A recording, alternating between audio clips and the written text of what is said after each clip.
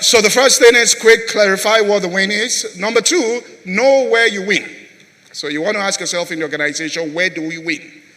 Everybody knows that in a football match, in a netball, basketball, this is where we are going to win. So where do you win?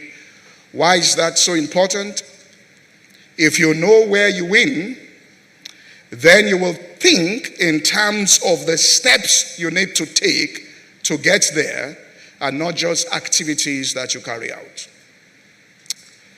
There are many ways in which you can try to achieve your objective. There are many ideas, all right, that can come, which will generate a lot of activities, but they may not be steps to take you to that particular destination. So you know where you are going, you know exactly where you win. And so you've got to sit still and think through to find the steps that you are going to take. Ideas create activity, but they may not be steps to achieving your goal. So there can be many ideas that might come. That's why you have to operate as a team. Because if you have one talented person in the team that just wants to demonstrate their own talent, and what they are doing is not a step to getting to the objective, then they are reducing the impact of that team and not increasing, all right, their impact. The steps must be easy, which means very easy to apply. Everybody must understand them. They must be strategic, which means that they move the organization towards their objective. Number three, stay focused when you start getting results.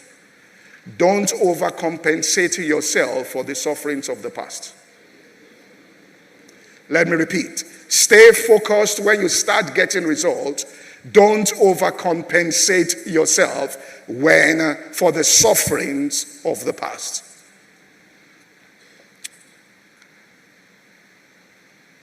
Because if you don't stay focused, you'll find out after some time, the organization will embrace practices that might look good, but they are unhealthy for that organization. You wake up one morning and realize that the organization has drifted away from the original vision, objective, and goal. And what's going on is you are into several things that just may not produce results. So understand this, it is not the amount of activities that you do that creates impact, it's the way you carry out what you do. Let me repeat again. It's not the amount of activities that you do that is going to create impact, it is the way you do the few things that you do. So you do a few things, but you do them in a certain way, which means some Olympics are done only once every 4 years, but they are memorable events because they are carried out in a certain way that leaves something in the minds and hearts of people. Quickly, can you bring me the coffee if it's ready? Quickly. All right? I just want to show something here. All right. I just want to show something here about staying focused. Thank you so much. Thank you. All right. You can just wait. All right. So for coffee drinkers, we will understand those of us that drink coffee. Okay. Here is concentrated coffee. Let's just say this. All right. There's an aroma that comes out of it. You agree with what I'm saying? Those of you that drink coffee, there's an aroma. You take this and espresso, and you are fine with this amount of coffee. All right. Now, but if you increase activities inside an organization there, you just may dilute what you are doing. So if I pour this into this, the aroma is gone. The same amount of coffee is inside this thing, but the aroma is gone. You follow what I'm saying? If I drink this, it's water I'm drinking, no longer coffee. But it's the same amount of coffee. So sometimes you are doing what you're supposed to do to succeed, but you are doing several other things that dilute what you are doing, that reduces the impact of it. So you have to be disciplined to stay. And listen, if you want to if people are going to introduce any new thing into an organization, ask what are you subtracting to bring that in. Do you get what I'm saying here? All right? or else, and particularly when the organization begins to succeed, because sometimes we just start throwing ideas because they know the resources and manpower is there. Number 4, I'm just going to 6 here. All right, get the right information. Everybody doesn't, that when you start sharing information about organization, get the right information to the right people in the right positions. So as people occupy positions in an organization, constantly feed the people occupying different positions with the information they need to be successful. So what you have to do here is you break it down and know, right, this person. I will go back again to sports. I'm using sports as an analogy here. Right? They hire coaches, which means people need to be coached in the very single things they are doing. So people hire coaches, and they hire coaches for specific things.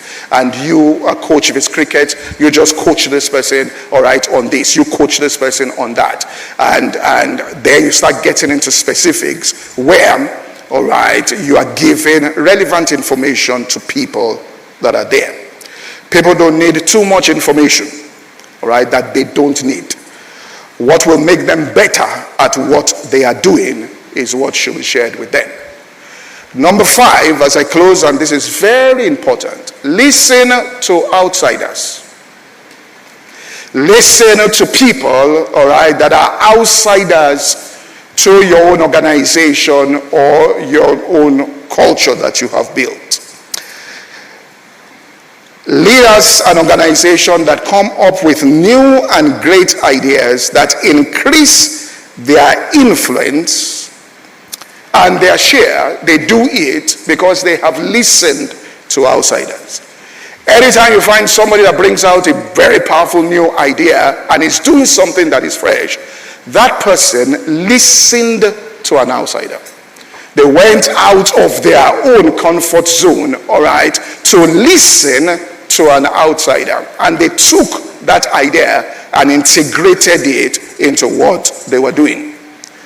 When outsiders show up, all right, with suggestions, the feeling in leadership is, because you are the leader of the organization or you are in leadership, you are the one who knows best for that organization, which is true. But there will be occasions, and those are game-changing occasions, that the opportunity and the information you need to increase and multiply what you are doing, that's just the way it is, will come from an outsider. And if you don't listen to outsiders and you're only listening to people who are within, all right, and have that, you are not going to get that done. I mean, I would always give this as an example. When I started this church, I would preach and preach and preach for long.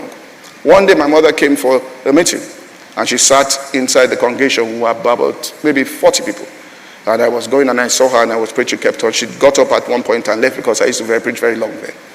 All right, I used to think that the length of the thing did so, and she left. So I didn't see her. I went to Ibadan one time to go and see her 3 months after. And she looked at me and told my father, he said, your son can preach. She said, you need to go and hear him. He can preach. I didn't know you could preach.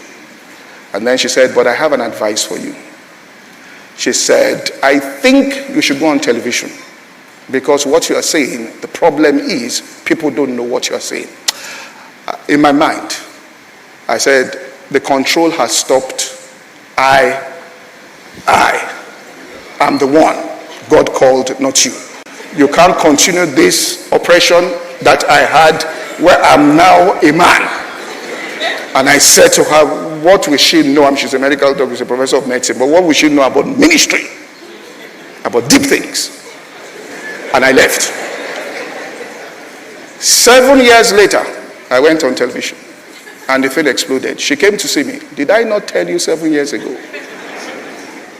Now, I can say that and say God in his sovereignty, but the truth is, I may have experienced what I experienced 7 years earlier if I listened to an outsider. Outsiders come into your organization and make suggestions that are counterintuitive. Listen to them. All right? If you are only listening to people that are like you, that reinforce, and you go into what is called the confirmation bias, you will lose. Final one. All right, let me say this also about outsiders. I mean, the game cricket, I like watching cricket. Cricket used to be played 5 days, test match.